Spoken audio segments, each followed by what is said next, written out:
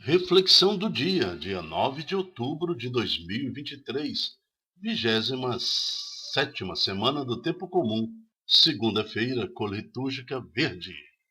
Santo do dia, São Dionísio, o apóstolo da Gália, século III para século IV. Então, São Dionísio é enviado pelo Papa a evangelizar mais para o centro da Europa. E lá ele se dedica, ele consegue instituir a Igreja de Cristo, muitas conversões, mas também, como a perseguição de Roma aos cristãos era muito grande naquela época, ele também foi condenado à morte pela sua fé. Ele teve o direito de renunciar à sua fé, mas ele preferiu a morte, foi decapitado. Ao apóstolo de Gália, pedimos por aqueles que estão enfermos na mente, aqueles que têm grandes enxaquecas e diversas outras doenças. Rogamos com confiança, sabendo que através do teu martírio podemos alcançar a graça de Jesus. Amém. O São Dionísio também é padroeiro, intercessor daqueles que têm enxaqueca crônica, dor de cabeça e tudo mais, justamente pelo fato de ter sido decapitado. São Dionísio, rogai por nós. Retirastes minha vida do sepulcro, ó Senhor. Assim nos fala o responsório em Jonas capítulo 2, versículo 2, quando Jonas faz aquele louvor a Deus, por ter sido resgatado depois de ter ficado 3 dias e 3 noites na boca de um peixe enorme, grande. Então ele fala até no ventre de um peixe, Então, retiraste minha vida do sepulcro, ó Senhor. Do fundo do abismo, do ventre do peixe, Jonas rezou ao Senhor e seu Deus a seguinte oração: retiraste minha vida do sepulcro, ó Senhor. Estamos reunidos em nome do Pai, do Filho, do Espírito Santo. Amém. Vamos entender agora por que Jonas acabou caindo, e sendo engolido por um peixe. A palavra Jonas, primeira leitura, Jonas capítulo 1, versículo 1 até capítulo 1 até o capítulo 2. Início da profecia de Jonas. A palavra do Senhor foi dirigida a Jonas, filho de Amate, que dizia: levanta-te, põe-te a caminho da grande cidade de Nínive, e anunciai-lhe que sua perversidade subiu até a minha presença.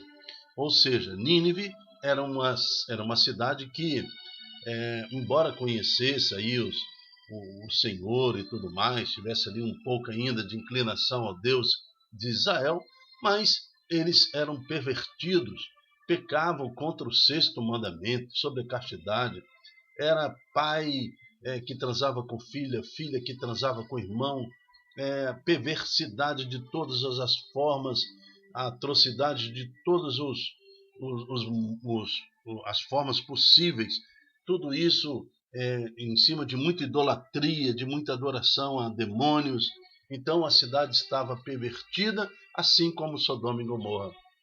E naquele cenário, Jonas foi convocado por Deus para anunciar à cidade que Deus exterminaria aquela cidade, assim como fez com Sodoma e Gomorra. Jonas pôs a caminho a fim de fugir para Tarsis. Ele falou: eu não vou para Nínive. Eles que morram, eles são inimigos de Israel, eles que morram. Longe da presença do Senhor. Então ele queria fugir para Tarsis.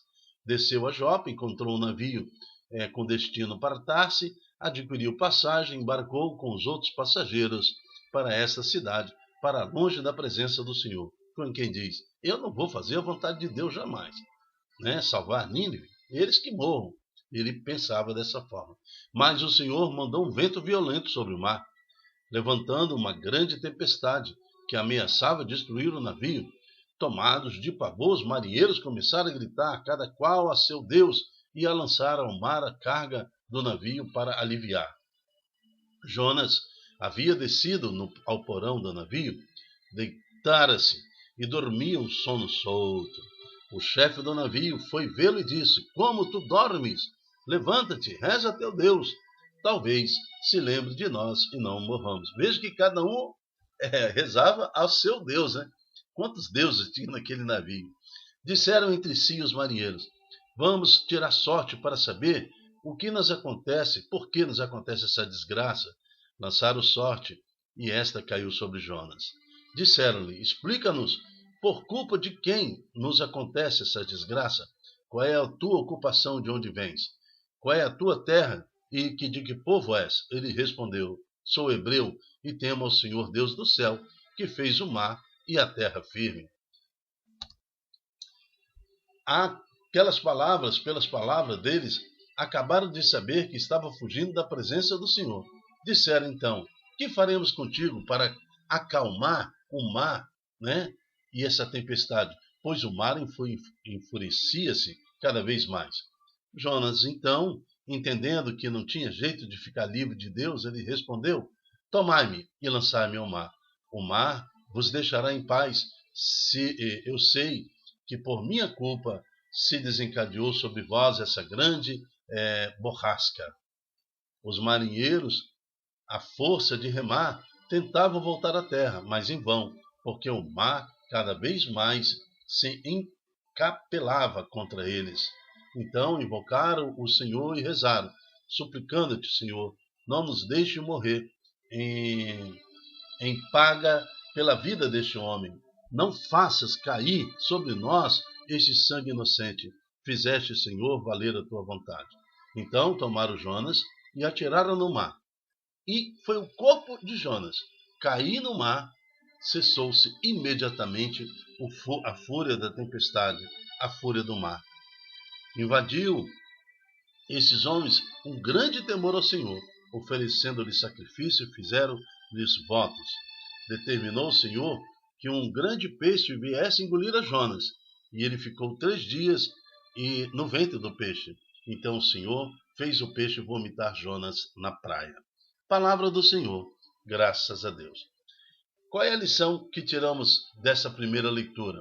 Primeiro, é o responsório. Retiraste minha vida, Senhor, do sepulcro, ó Senhor, do fundo do abismo, do ventre do peixe. Jonas rezou e o Senhor, a seu Deus, e o Senhor te libertou. Então nós não conseguimos fugir de Deus. Onde fugir de Deus? Para o abismo? Ele está. Para além do mar? Ele está. Aonde fugir, então? Como é que não vamos fazer? Para o espaço? Deus aí está também. Não tem como fugir de Deus. Assim também viveu São Dionísio. Sabia que não tinha como fugir da sua missão. Preferiu a morte, preferiu ser decapitado do que renunciar ao Senhor. Onde fugir de Deus? Deus dera uma missão a Jonas e ele tinha que cumprir. Tentou fugir, mas não tinha como, até ser engolido por um grande peixe e vomitado no mar.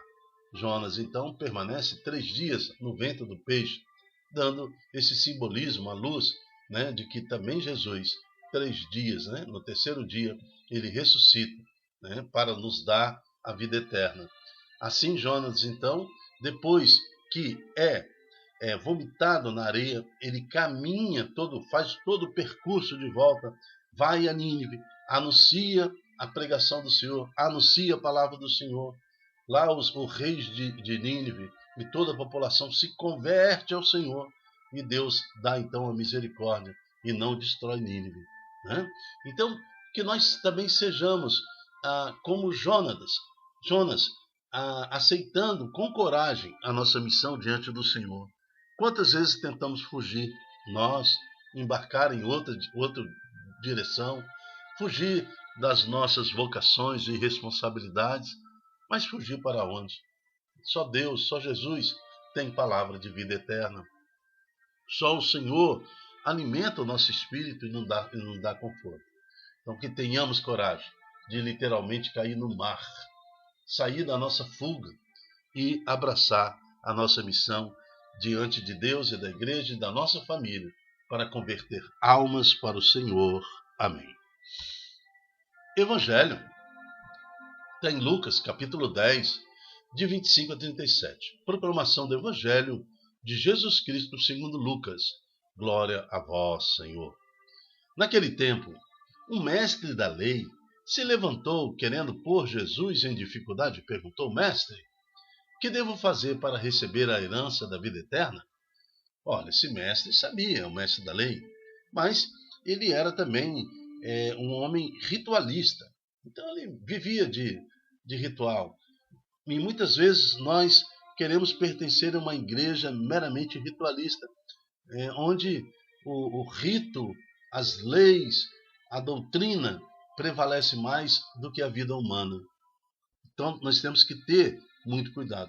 É nessa questão que Jesus está respondendo ao mestre da lei. Jesus disse: o que está escrito na lei, já que você é mestre da lei? Como lês? Ele respondeu: amarás o teu Deus de todo o coração, com toda a tua alma, com toda a tua força e com toda a inteligência, e a teu próximo como a ti mesmo. Mas será que ele praticava isso? Será que no templo em Jerusalém estava sendo praticada essa caridade, esse amor ao próximo? Ou ele estava usando a religião em benefício próprio? Jesus lhe disse: tu respondeste corretamente. Faze isto e viverás eternamente. Terá direito à ressurreição, a sua alma, seu espírito será salvo. Ele, porém, querendo justificar, disse a Jesus: tá bom, mas quem é meu próximo?